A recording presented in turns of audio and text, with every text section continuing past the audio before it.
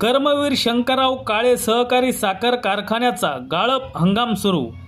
याबाबत सविस्तर वृत्त असे की कर्मवीर शंकरराव काळे सहकारी साखर कारखान्याच्या सन 2025-26 या वर्षाच्या 71व्या गळीत हंगामाचा शुभारंभ कारखान्याचे ज्येष्ठ संचालक व मार्गदर्शक माजी आमदार अशोकराव काळे यांच्या हस्ते विधिवत पूजा करून चेअरमॅन आमदार आशुतोष काळे यांच्या अध्यक्षतेखाली संचालक मंडळाच्या हस्ते गावाडीत ऊसाची मोळी टाकून करण्यात आला। या प्रसंगी आमदार आशुतोष काळे म्हणाले की राज्य शासनाने 1 नोव्हेंबर पासून गळीत हंगाम सुरू करण्यास परवानगी दिली असली तरी नैसर्गिक परिस्थिती अनुकूल नाही। मागील 6 महिन्यांपासून पाऊस सुरू असून आजही ऊसाच्या शेतात पाणी साचलेले असून सुरुवातीस साखर उतारा हा कमीच राहणार आहे। शेतातील ऊस पिकाची वाढ चांगली झाल्याचे दिसून येत असले तरी पाऊस व वादळाने ऊसाचे पीक पडलेले अशा परिस्थितीत टनेजमध्ये वाढ झाल्यास उद्दिष्टापेक्षा जास्त गाळप करता येईल। मात्र चालू हंगामात साखर उतारा कसा मिळतो त्यावरच साखर उत्पादन अवलंबून राहणार आहे। चालू वर्षी सर्वच ठिकाणी समाधानकारक पाऊस झालेला असून विहिरीच्या पाणी पातळीत मोठ्या प्रमाणात वाढ झालेली आहे।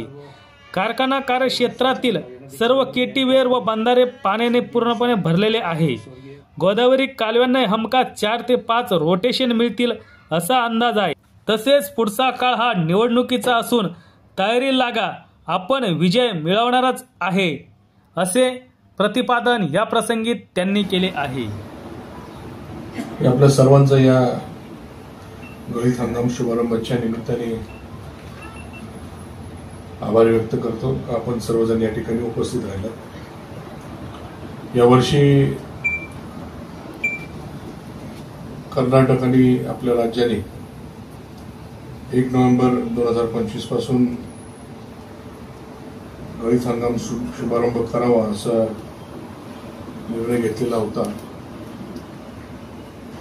30 सप्टेंबर 2025 ला ती मीटिंग झाली। त्या हिशोबाने आपण 14 नोव्हेंबरला आपला बॉयलर पेटवलेला आहे आणि आज 31 ऑक्टोबर 2025 रोजी आपला गळीत हंगाम शुभारंभ आपण करतोय।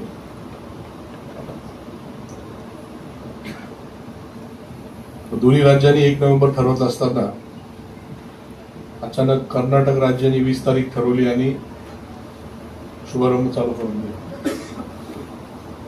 त्याच्यामुळे दक्षिण भागातले काही कारखाने असतील त्याच्यामध्ये थोडी चलबिचल झाली। काही कोल्हापूर, सातारा, सांगली या ठिकाणी कारखान्यांनी पण गळीत हंगाम चालू करून दिला। त्यांच्यावर कारखान्यांवर त्या सरकारने त्या ठिकाणी कारवाई केली, कारण वेळ अगोदर क्रशिंग चालू करणं हे कायद्याला धरून नाही। वास्तविक पाहता दोन्ही राज्यांनी एकत्रित ठरवून 15 नोव्हेंबरच्या अगोदर कारखाना चालू करणं कोणाच्याही फायद्याचं नाही असं आज स्पष्ट मत आहे। ते वेगळी गोष्ट आहे। आज आतापर्यंत पाऊस चालू आहे, आजही पावसाचं वातावरण आपण पाहताय, ढगाळ वातावरण। मागच्या काही दिवसापूर्वी 25-26 तारखेला सरासरी 4 ते 5 इंच पाऊस आपल्या परिसरामध्ये झालेला आहे। मागच्या महिन्यामध्ये 26, 27, 28 या दरम्यान सर्वदूर आपल्या कोपरगावला, आता सिन्नर या परिसरामध्ये, येवला परिसरामध्ये 6 इंच पाऊस झाला। तर मागचंच पाणी जिरलेलं नाही, आता परत पाऊस झालेला आहे। अजूनही राहण्याने पाऊस आहे आणि अजूनही महिनाभर काही काम नाही आपल्याला। मशागत होऊ शकत नाही, पेरणी होऊ शकत नाही, काही करू शकत नाही। जेव्हा आपल्यावर फार अडचणीचा काळ त्या ठिकाणी शेतीवर आलेला आहे। 6 मे पासून पाऊस चालू आहे ना,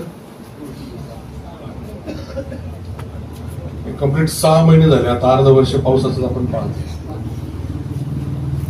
पहिल्यांदा असं असेल का 6 महिन्यापासून पाऊस पाहतोय आपण.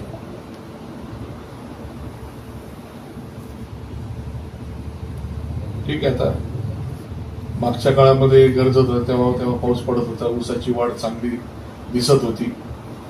आता हे अति झालं. म्हणजे आता जे काही पाणी साठलेलं आहे त्याच्यामुळं वजन वाढण्यामध्ये कुठल्याही प्रकारची मदत त्याची होणार नाही. मागच्या पावसाने तर बरेच ऊस पडलेले.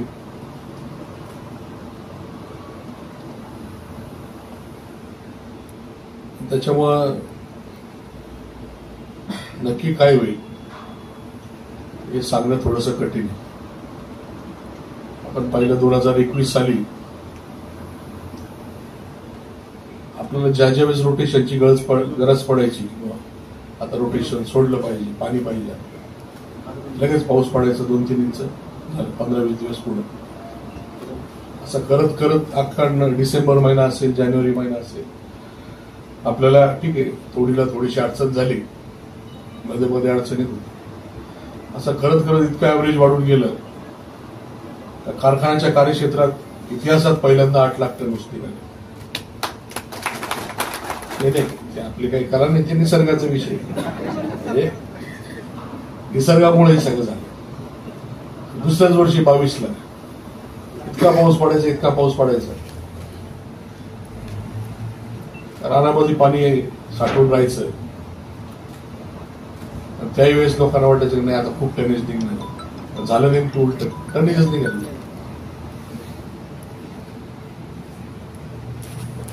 आणि याही वर्ष थोडस कमी जास्त प्रमाणामध्ये पाऊस होत असताना काही वेळेस चांगल्या योग्य टायमिंगला झालाय. आता ही महिन्याभरापासून तर तशी फारशी गरज नाही,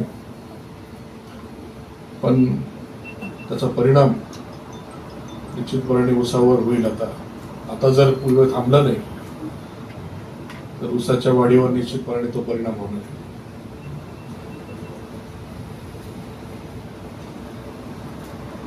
तसं आपल्या शेतकी विभागाने दिवाळीच्या दुसऱ्या दिवशीपासूनच लेबर कुठं पळून जायला नको म्हणून त्यांचे योग्य नियोजन त्या ठिकाणी केलेलं आहे. त्यांना आणायला सुरुवात केलेली आहे.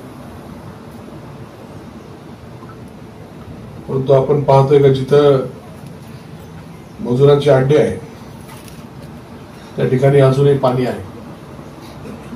त्यामुळे त्यांचे टेंट असतील ते टाकण्यासाठी जागेची अडचण आहे, ओलसर जागा आहे, पाणी साचलेलं आहे. जिथे जिथं शक्य होईल तिथं आपण त्यांचे अड्डे टाकतोय, त्यांना राहण्याची व्यवस्था करतोय. 1-2 दिवस जेवणाची व्यवस्था करावी लागली, कारण पहिले 2-3 दिवस त्यांना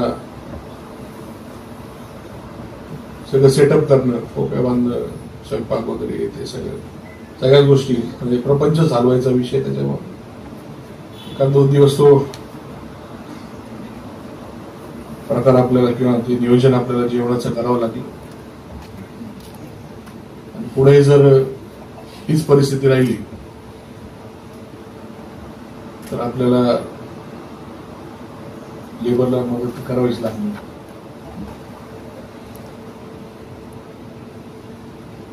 आपल्या कार्यक्षेत्रामध्ये 6400 हेक्टर ऊस क्षेत्र तोडणी करता उपलब्ध आहे. त्याच्यामधून 4.5 ते 4.5 लाख मेट्रिक टन ऊस उपलब्ध होईल अशी शक्यता आहे. त्याच्याबरोबर आपण बाहेरून 2.5 ते 3 लाख मेट्रिक टन ऊस आपण गाळपासाठी आणणार आहे. तर साधारण 7.5 लाख टन ऊसाचं उद्दिष्ट आपण ठेवले. परंतु आता ऍव्हरेज काय निघतं त्याच्यावर ठरणार आहे का आपल्याला किती गाळप करता येईल. थोडंफार ऍव्हरेज जर या सर्व पावसाचं चांगल्या प्रमाणात म्हणजे याचा परिणाम जर चांगला झाला असेल तर निश्चितपणे ऍव्हरेज वाढलेला असेल, त्याचा फायदा शेतकऱ्यांना होणार आहे, कारखान्याचं जास्त गाळप होईल. तर थोडं पुढे मागे होऊ शकतं. म्हटल्याप्रमाणे 15 नोव्हेंबर पासून गाळप का करावा, कारण की सुरुवातीला रिकव्हरी मिळतच नाही आणि आता तर अजूनही पाणी शेतामध्ये आहे तर अजूनच खराब परिस्थिती रिकव्हरीच्या बाबतीमध्ये राहणार आहे. जसं जर पाणी देण्याचं आपण बंद करतो किंवा पाणी आपल्या क्षेत्रातलं कमी होतं, गरजेपुरतं आपण पाणी देतो, तसं रिकव्हरी आणि थंडी वाढली का रिकव्हरी वाढते. तेव्हा साखर उत्पादन किती होणार, काय होणार ते सगळं उतार्यावर जसं जसं आपल्याला रिझल्ट मिळतील त्याच्यावरनं आपण त्या ठिकाणी अंदाज लावू शकतो. या सर्व गोष्टीचा विचार करून आपण नियोजन केलेलं आहे. आता आपण नियोजन जरी किती केलं, सगळं आता वेळोवेळी बदल करावे लागतात. आताच्या घडीला ज्या ठिकाणी पावसाचं पाणी साचलेलं आहे ते तर क्षेत्र लगेच तिथं तोड देता येणार नाही. रस्त्याच्या कडेचे जिथं लगेच माल बाहेर काढता येईल असे प्लॉट निवडावे लागतील. कदाचित ते पुढच्या तारखेचे असतील, तिथे परत याचा कसा तोडला माझा का नाही तोडला हे आता थोडंफार होणार आहे. ते आपण समजून घेतलं पाहिजे. ते लेबर आलेलं आहे, लेबर काही जास्त वेळ थांबून राहणार नाही. त्यांच्या हाताला हे काम आपण दिलं पाहिजे. आपणही तरी त्यांना किती वेळ बसून ते म्हणणार नाही आम्हाला बसून नाही, आम्हाला काम द्या. शेवटी लेबर ते म्हणणारच. ज्या परिस्थिती आपल्या समोर येतील त्या पद्धतीने आपल्याला थोडंफार बदल करावे लागणारच आहे.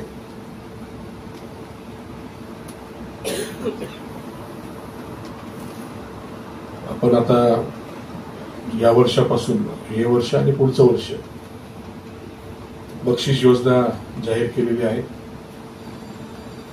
त्याच्यामध्ये 75 ते 80 मेट्रिक टनाला उत्पादन घेणाऱ्या शेतकऱ्यांना 25,000 रुपये आपण बक्षीस देणार आहे.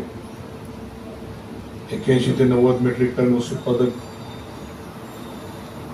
यांना 31,000 रुपये देणार आहे. 91 ते 100 मेट्रिक टन ऊस उत्पादन घेणाऱ्यांना 51,000 रुपये आपण बक्षीस देणार आहे. आणि 101च्या पुढे उत्पादन ज्यांचं निघेल त्यांना 71,000 रुपये आपण बक्षीस देणार आहे. त्याच्या काही नियम अटी आहेत, त्या नियम अटी धरून जेवढे शेतकरी त्याच्यामध्ये उत्पादन घेतील, म्हणजे 101 एकाचं आलं तर एकालाच मिळणार, 5 लोकांचं आलं तर 5ला मिळणार. त्याला काही लिमिट नाही. 2-4 लोकांना दिलं झालं आपलं, ते तसं नाही. जेवढे लोक काढतील तेवढं आपलं सर्वांना फायदा होणार. 100 मेट्रिक टन ठीक आहे, याचं प्रकाशन आपण केलेलं आहे. आपण याचा सर्वांनी अभ्यास करावा, त्या पद्धतीने नियोजन केलं तर निश्चितपणाने आपल्या उत्पादनात वाढ होईल याची मला खात्री आहे. दर महिन्याला एक गाव आपण तिथे सेमिनार किंवा एक लेक्चरच्या स्वरूपामध्ये ऊस उत्पादक तज्ञ आपण त्यांचं लेक्चर घेतोय आणि बरं की 10-12 गावं तयार झाले. म्हणजे 10-12 गावं झाले. किती गावं झाली?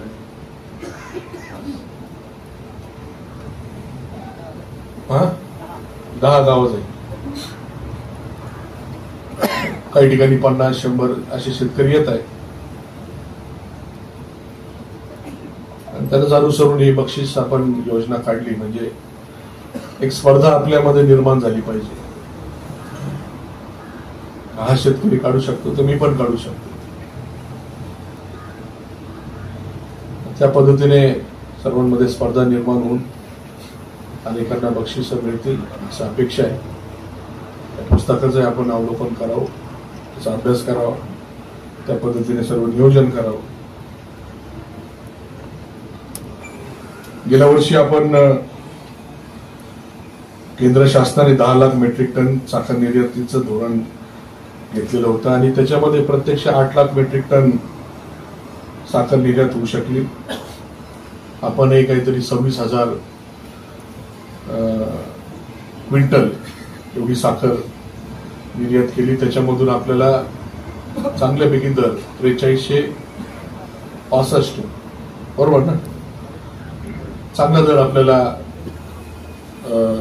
एवढ्या क्वांटिटी पुरता मिळाला. यंदा अंदाजे का 18% उत्पादन वाढणार आहे. त्याच्यामुळं निर्यातीचं जे काही धोरण आहे ते त्याचा विचार करून त्या ठिकाणी घेणं गरजेचं आहे. ऑइल आणि गॅस कंपन्या ज्या आहेत त्यांनी यंदा 1050 कोटी लिटरचं इथेनॉल खरेदीचं टेंडर त्या ठिकाणी काढलं, परंतु प्रत्यक्षामध्ये 1776 कोटी लिटर इथेनॉल पुरवठ्याचे ऑफर त्यांना प्राप्त झालेला आहे. त्यापैकी 72% इथेनॉल हे धान्यापासून म्हणजे 749 कोटी लिटर हे धान्यापासून आणि 28% इथेनॉल हे ऊसाच्या म्हणजे सिरप म्हणा हेवी याच्यापासून 288 कोटी लिटर एवढी ऑफर त्यांना आलेली आहे. म्हणजे याचा अर्थ असा का जर जास्त प्रमाणामध्ये जे काही आपलं उत्पादन आहे इथेनॉलकडे डायव्हर्ट जर नाही झालं तर साखरेचं उत्पादन त्या ठिकाणी वाढणार आहे आणि अंदाज आहे का 18% उत्पादन जास्त होणार आहे आणि डायव्हर्जन जर कमी झालं तर अजून त्याच्यामध्ये उत्पादनात साखरेच्या वाढ होईल आणि मग निर्यात धोरण त्या हिशोबाने त्या ठिकाणी घेतलं पाहिजे. आणि सरकार त्या पद्धतीने मला वाटते का विचार करेल. वेळोवेळी आढावा घेत असता किती क्रशिंग झालं, किती उत्पादन झालं, किती स्टॉक आहे, त्या हिशोबाने मागचं धोरण त्यांनी घेतलं होतं. पुढचं धोरण जे काही आता चालू सीझन मध्ये असेल तर त्या पद्धतीने घ्यावं. आतापर्यंत पाऊस चालू आहे, अजूनही चर्चा आता होत असताना सर्वांचं मत पडलं. अजून 2-3 दिवस पाऊस सांगितलेला आहे.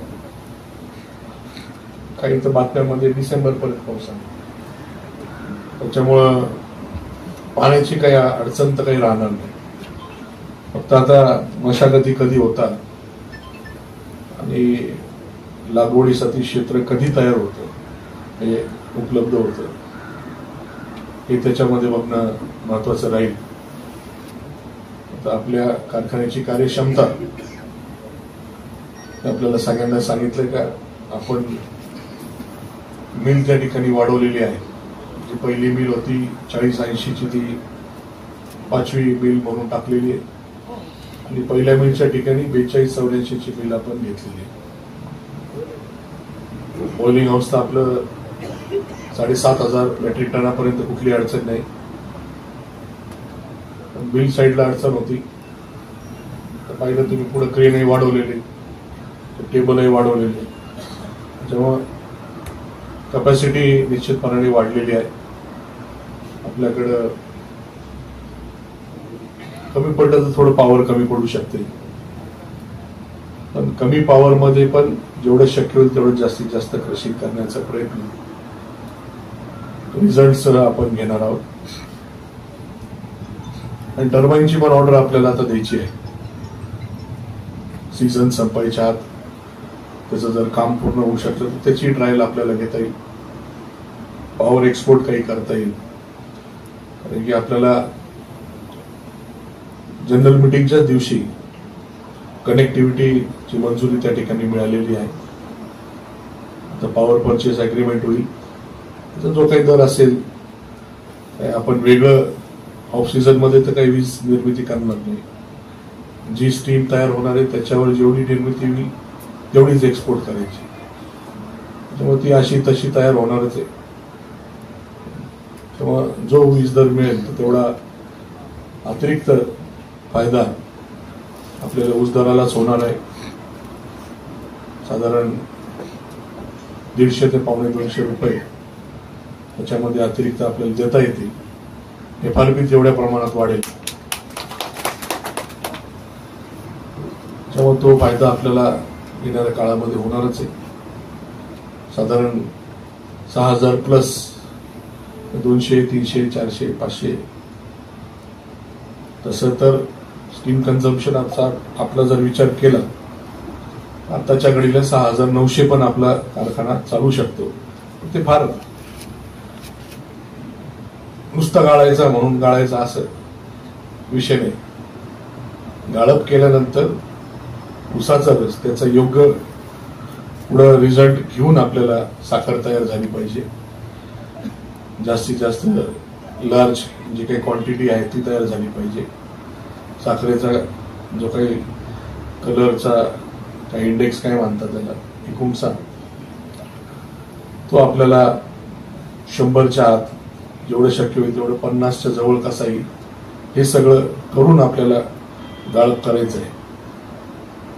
त्यामुळे जेवढं शक्य होईल, आज ते सांगणं थोडं चुकीचं होईल पण 6000 प्लस निश्चित चालणार आहे।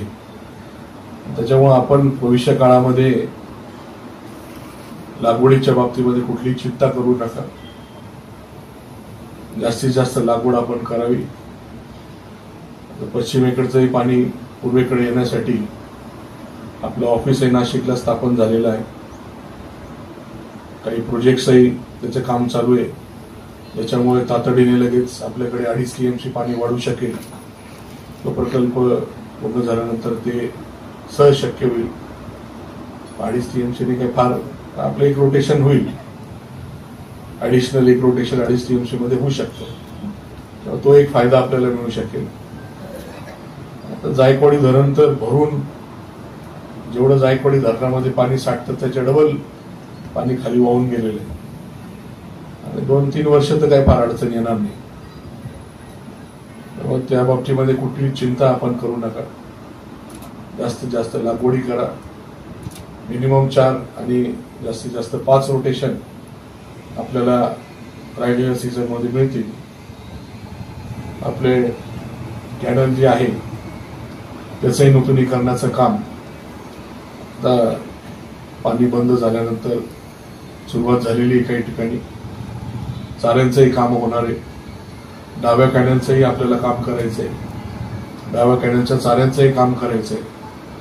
आणि त्याच्यामुळं कमी कालावधीमध्ये रोटेशन कसं होईल हे सर्व नियोजन त्याच्या माध्यमातून आपल्याला साध्य करायचं आहे। पाण्याची बचत होईल, वेळेत आपल्याला पाणी मिळेल, एकाच वेळेस सगळ्यांना पाणी मिळेल। दरवेळेस असं होतं का टेलला पाणी गेलं का वरचे लोक म्हणतात काय टेललाच पाणी चाललंय, आमच्याकडे पाणीच नाही। एका वेळेस आपल्याला सगळ्यांना पाणी सोडता येईल, हे सर्व नियोजन आपल्याला त्याच्यातून साध्य करून घ्यायचंय।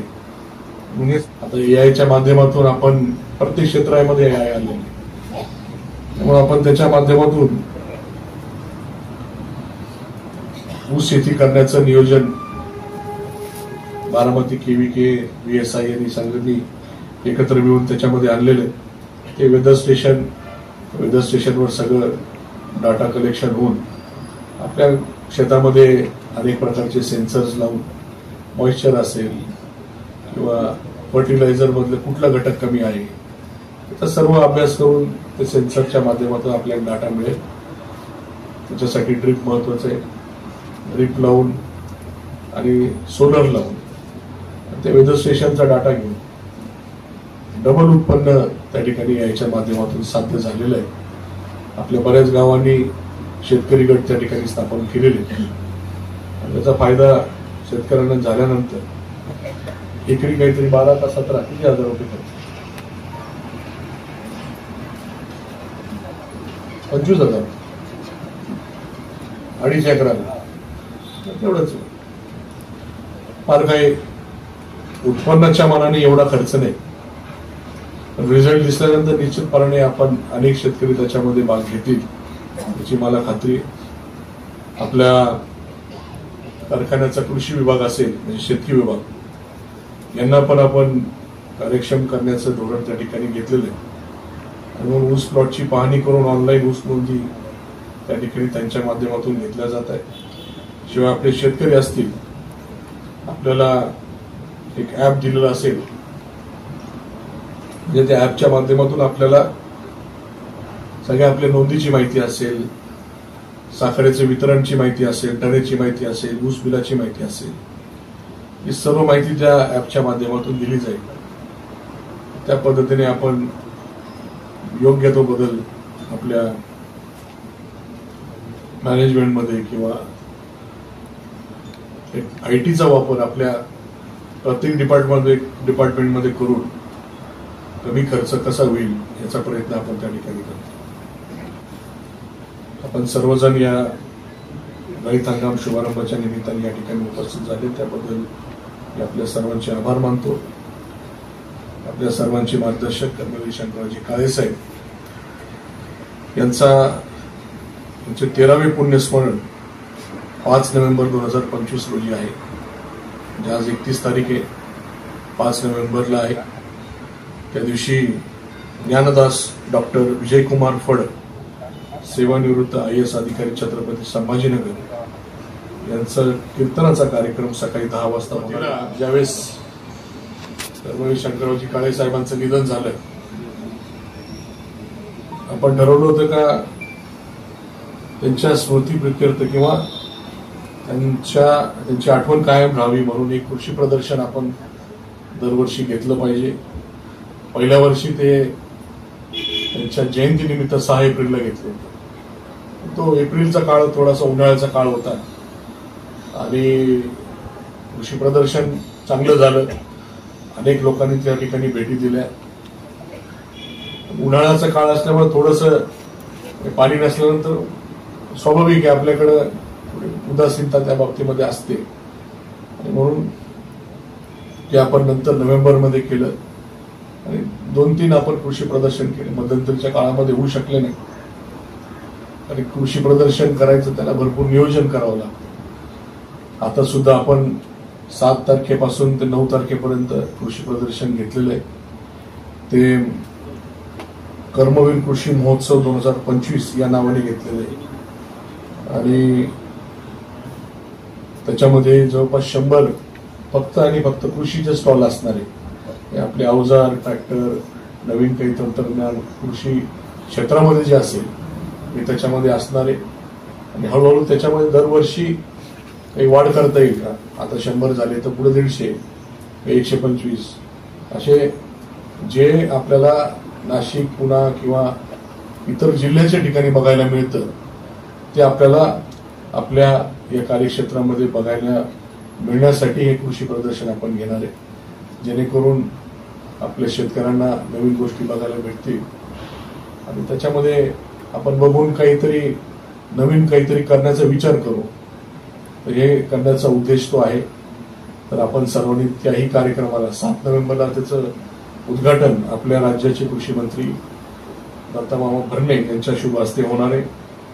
तर त्या कार्यक्रमाला आपण उद्घाटन कार्यक्रमाला सर्वांनी उपस्थित राहावं अशी विनंती या निमित्ताने करतो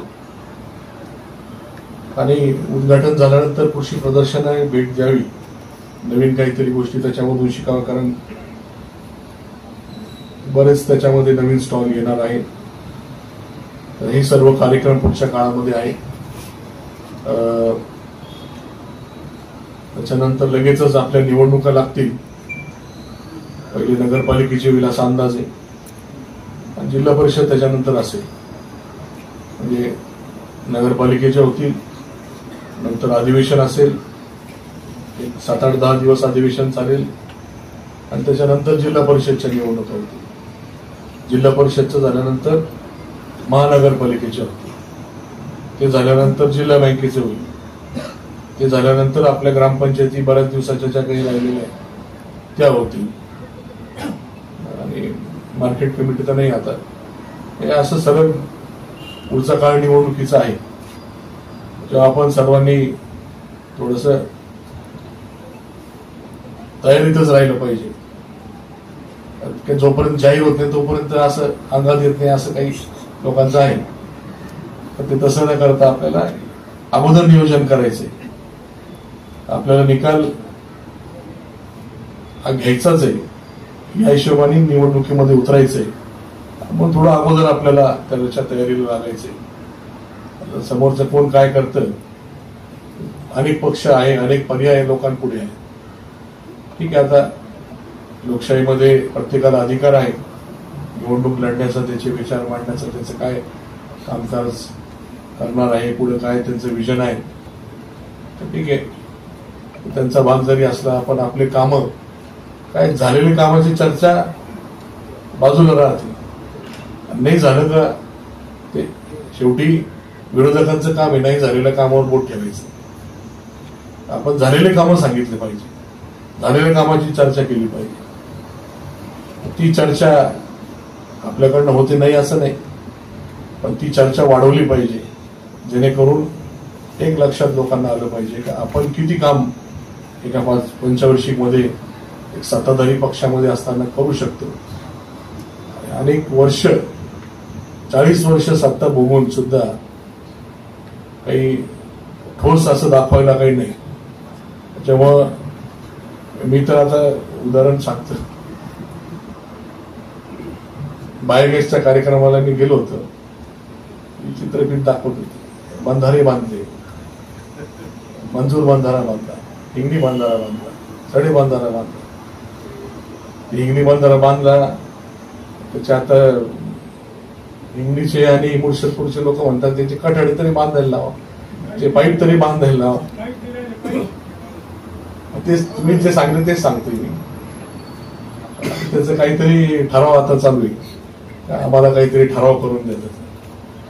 मंजूर बंधाऱ्याची परिस्थिती आपल्या सर्वांना माहिती. मी म्हणजे डोक्याला हात लावलं होतं, म्हटलं तर आपल्यावर कॅमेरा आहे, नको डोक्याला हात लावायला, चुकीचं दिसेल.